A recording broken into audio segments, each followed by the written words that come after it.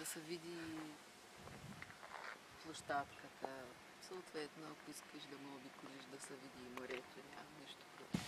Аз съм архитект Надежда Пампорова, защото това място е любимо мое местенце от най-ранното ми детство. Тази улица, която аз познавах като улица Москва, беше мястото ми за игра, когато бях малка. След това, когато дойдох тук като главен архитект на Балчик, научих, че вече се казва улица Ехо и харесах много това име.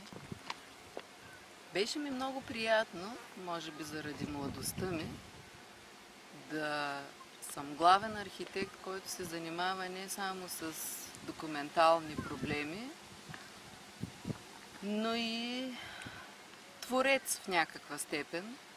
И тъй като това е любимо мое местенце, аз направих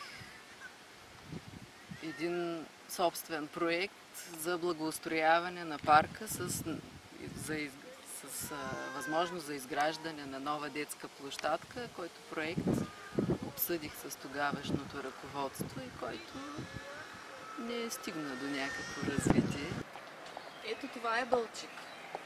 Балчик има нужда от едни много малки, много дребни правила при проектирането на сгради, които да са интегрирани точно в тази балчишка атмосфера. А това, Бога ми, е най-малкото, което може да бъде направено в Общинския съвет. Онези специфични правила и нормативи, които да са валидни специално и само за Балчик. Всички хора са склонни да направят нещо в тази връзка, стига просто някой да им каже как. Обществото има нужда да бъде чувано. Не винаги проблемите стигат до крайни решения, но поставянето на проблемите е една важна крачка в решението им. И когато Общинския съвет е затворен на общество без достъп на външни граждани до него, то няма как да претендира за представителство на народа. Това, което ми се иска, понеже винаги съм обичала да говоря след много общуване с други хора, това, което ми се иска да дам на обществото е представителство на техните проблеми за разрешаване от Общинския съвет. Защо се кандидатираш от името на партия Зелените?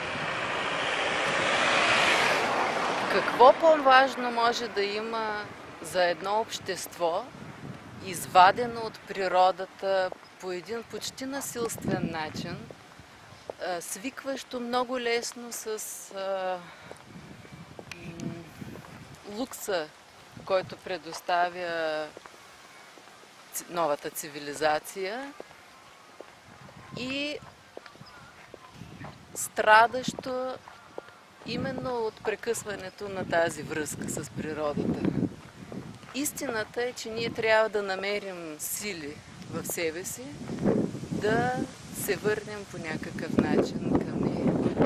Да, аз мисля, че въобще в България стана много трудно да си родител.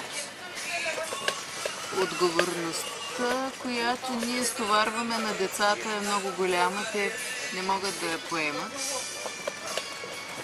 В същото време ние, родителите, сме поели множество други отговорности, които отвличат вниманието ни от децата.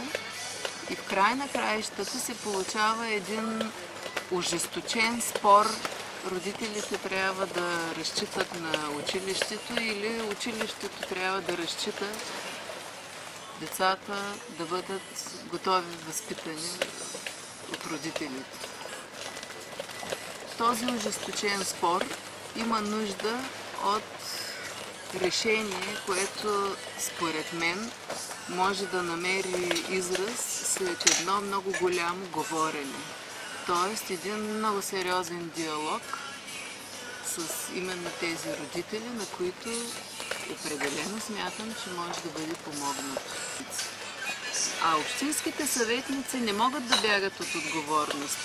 Не е редно да бягат от отговорност, защото именно децата, за които в край на краищата става дума, са бъдещото общество на същата тази община. Ето, аз съм родител на 3 деца. Това, което установих за себе си, е, че 3-те мои деца са с различни характери, с много различни проблеми и се оказва, че аз нямам правото, или с други думи, не води до добър резултат, ако поведението ми е еднакво към тези 3 деца. Това ме накара да потърся помощ. Не знаех откъде другаде и се обърнах към книгите. Аз смело мога да твърдя, че този събран опит може да бъде предаван на всички родители в общината.